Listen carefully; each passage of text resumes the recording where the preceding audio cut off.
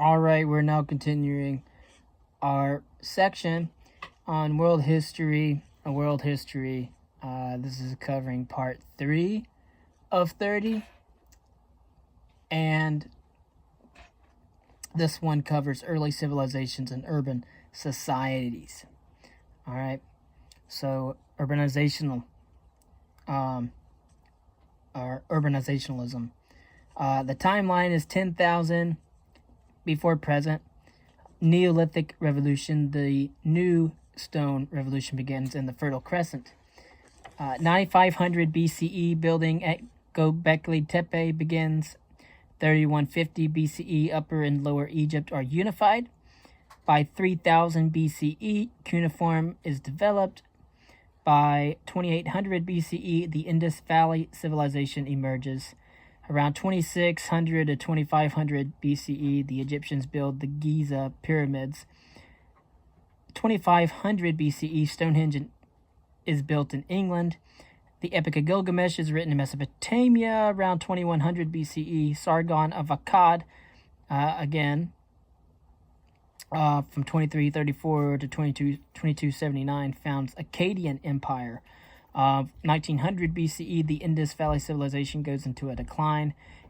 By 1750 BCE, Hammurabi's code is instituted in Babylonia.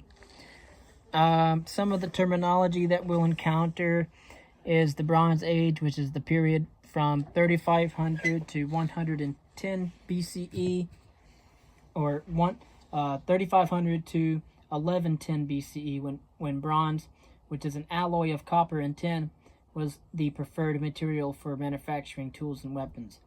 The city-state is an independent political entity consisting of a city and surrounding territory that it controls.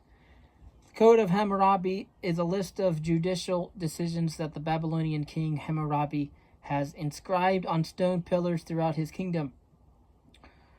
Culture is all the ways in which members of a human society interact with one another and with their environment, and pass these ways from generation to generation.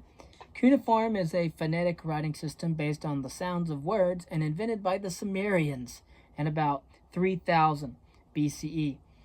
Harappan, which is a term describing the ancient Indus Valley civilization, the Harappans, named for one of its largest cities and the first to be discovered by archaeologists, and we still don't know a lot about their script, and still it cannot be translated concerning that culture. Hieractic, a simplified form of hieroglyphics employed by Egyptian scribes for recording everyday documents such as receipts and contracts. Hieroglyphics, a complex writing system developed around 3000 BCE in which written symbols represented both sounds and ideas. Lugal, the Sumerians' term for their ruler. Monsoon, a seasonal pattern of wind and rainfall across South Asia. Nomarchs, regional governors in ancient Egypt. Papyrus, a type of paper Egyptians made from a common reed plant growing along the Nile. Pastoralists, nomadic people who rely on herds of domesticated animals for subsistence. Pharaoh, the title of the Egyptian ruler, translated as big house. Polytheists, people who worship multiple gods, usually associated with different aspects of the natural world. Social stratification, the hierarchical order of society in which people sharing the same level of wealth and status make up a distinct class or strata. Specialization, a societal characteristic in which people perform specific tasks such as farmer, or producing tools and clothing, artisan, that contribute to the well-being of the community. Ziggurat, an immense stepped tower with a flat top built of mud brick that served as a temple in Sumerian cities. And of course, our introduction is that the land of Sumer in today's southern Iraq was home to some of the largest early cities in human history. And one of these ancient settlements, Ur, a beautiful wooden box was laid in a royal tomb in about 2550 BCE. It measures roughly 9 by 20 inches, a little bigger than a laptop computer, and it is inlaid with elaborate mosaic figures and borders composed of bits of red limestone. lapis lazuli, and marine shell. This kind of specialized craftsmanship was a hallmark of societies that no longer depended on hunting and gathering for food, but rather produced crops capable of sustaining large populations. In turn, they gained enough time and prosperity for some members to focus on artisanal crafts. The box indicates at least three important things about the civilization that it produced it. First, a highly skilled artisan constructed the box and created the mosaics, indicating the presence of specialization of labor.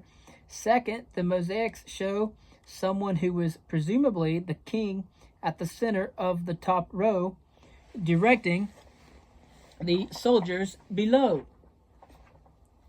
These power dynamics suggest new social hierarchies. Finally, the soldiers all appear smaller in the scene than the king, symbolically reflecting their subordinate position and telling us that social stratification had come into existence.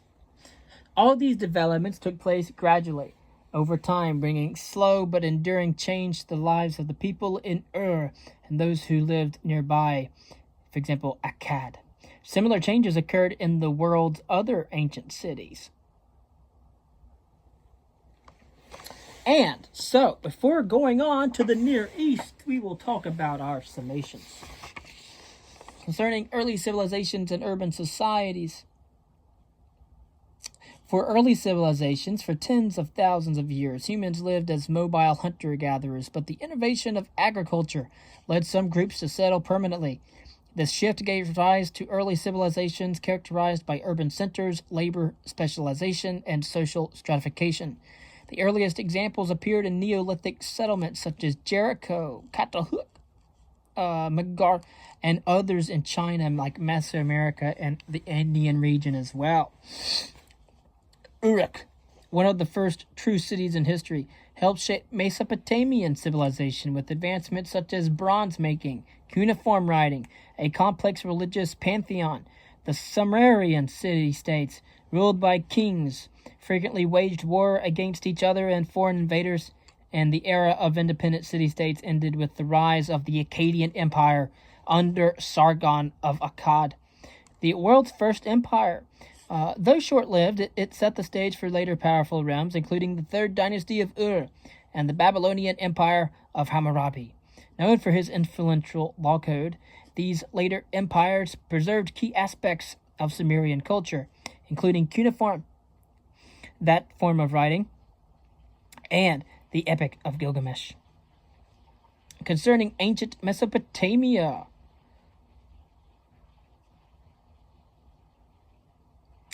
and now we're going to talk about Egypt. Ancient Egypt emerged along the Nile River in the 4th millennium BCE as a polytheistic civilization with its own writing system. Ruled by pharaohs, Egyptian society valued order, truth, and justice. The Old Kingdom saw the construction of pyramids, while the Middle Kingdom marked a period of renewed strength and expansion. Periods of weakened central control, known as intermediate periods, occurred between these kingdoms. During the first intermediate period, regional governors gained power, and in the second, Egypt lost the Nile Delta to the Hyksos, and Upper Egypt to Kush. The New Kingdom began with the reconquest of these regions, restoring Egyptian dominance.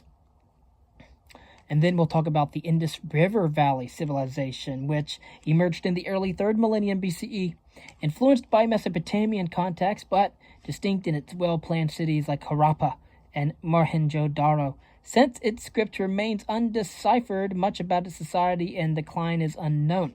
Possible reasons for its fall in the early 2nd millennium BCE include trade disruptions, river course changes, Indo-European migrations, climate change, environmental degradation, disease, or a combination of these factors. Next, in our next reading, we will talk about the Near East, from Old Babylonian to the Medes, Egypt's New Kingdom, the Persian Empire, and the Hebrews. And that timeline will cover from around 1792 BCE to around the birth of Herodotus in the year 484.